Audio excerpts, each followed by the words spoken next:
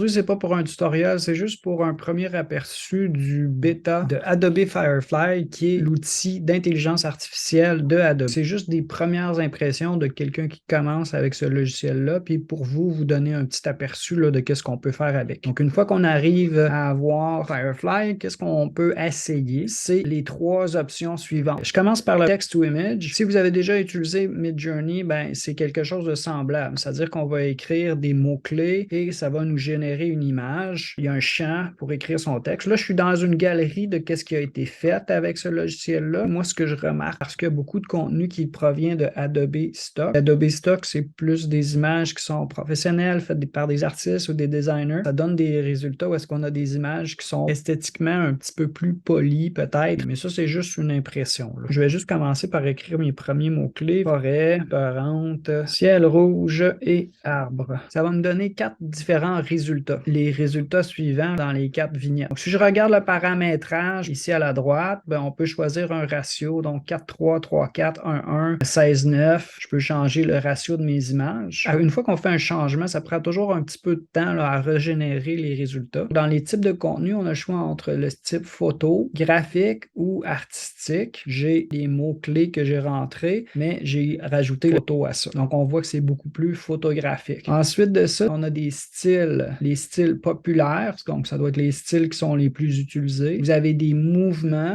artistiques comme le pop art, le minimalisme, le cubisme, etc. Vous avez aussi des thèmes. Moi, je vais juste cliquer par exemple sur pixel art et là, je vais demander qu'il me régénère quelque chose comme ça. Une fois que mon résultat va sortir, là, vous allez voir qu'on a un aspect pixel art dans la forêt. Après ça, on a les choix de couleurs. Si on veut des couleurs plus chaudes, plus froides, plus vibrantes, pastel, l'éclairage, puis on a aussi des types de prises de vue. Par exemple, shot from below, donc une prise de vue contre-plongée. Là, j'ai rajouté plein de choses ici à mes styles, fait qu'il va falloir que je reclique sur générer. On va attendre les résultats. Après ça, si je veux raffiner encore, parmi les 4 résultats, vous pouvez flotter par-dessus une des vignettes. Vous avez une zone qui fait penser à des vagues. Ce que ça va faire, c'est que ça va me régénérer 3 autres options qui ressemblent à celle sur laquelle je viens de cliquer. Quelque chose de semblable au niveau de la composition. Là, on peut voir. On peut le mettre dans la galerie, on peut l'utiliser comme référence, on peut le copier, on peut le télécharger, puis aussi on peut lui mettre un pouce en haut, pouce en bas. Par rapport au droit d'auteur, je vais écrire par exemple Forêt dans le style de Henri Matisse. Là, ici, ça va, mais je vais essayer un autre nom d'un artiste un peu plus récent. Jackson Pollock Forest. On a un message d'avertissement. Certains des mots sont en violation des règles de Firefly. Donc, on essaie de respecter le droit d'auteur selon certains guides qui sont établis, qu'on peut lire, que je ne vous lirai pas, là, mais vous voyez qu'on arrive à des résultats comme ça. Ce qui n'est pas le cas là, si on travaille avec Midjourney. Donc, est-ce que c'est un avantage ou un désavantage? Ça dépend de ce que vous voulez faire. Lorsque vous téléchargez, l'image qui va être téléchargée va avoir la mention Adobe Firefly dans le bas, pas pour utilisation commerciale. Donc, ça, c'est notre text to image. Ensuite de ça, text effects. Ici, c'est vraiment l'idée de mettre des effets sur du texte. Si je prends un mot simple, là, je vais écrire juste les chaises. Ça va appliquer un graphique de chaises sur du texte. On a en premier des échantillons d'effets. Ensuite, on a l'effect fit.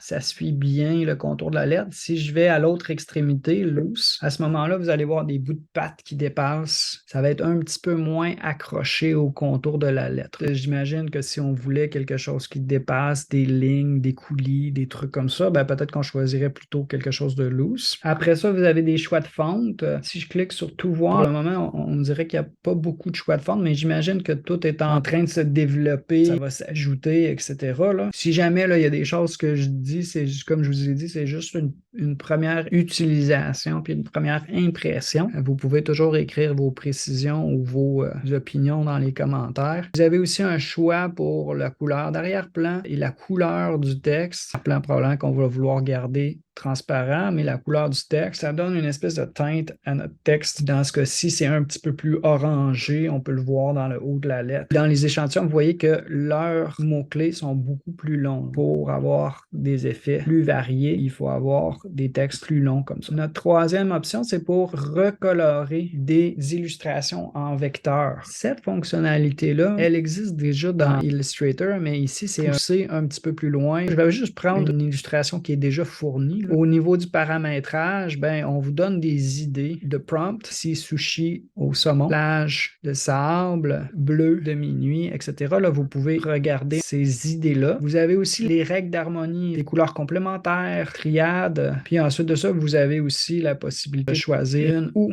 plusieurs couleurs pour donner des variantes d'un projet à un client, tester des choses sur votre illustration. Ça va très vite et ça peut être un outil qui va être intéressant. Voilà 1, 2, 3 possibilités avec Adobe Firefly. J'ai pas trouvé de date exacte pour la sortie de Firefly, sauf que vous pouvez aller sur le site demander l'accès au logiciel. Ça prend un certain temps, mais éventuellement, il vous donne accès à la version bêta et vous pouvez le tester là, comme je suis en train de le faire.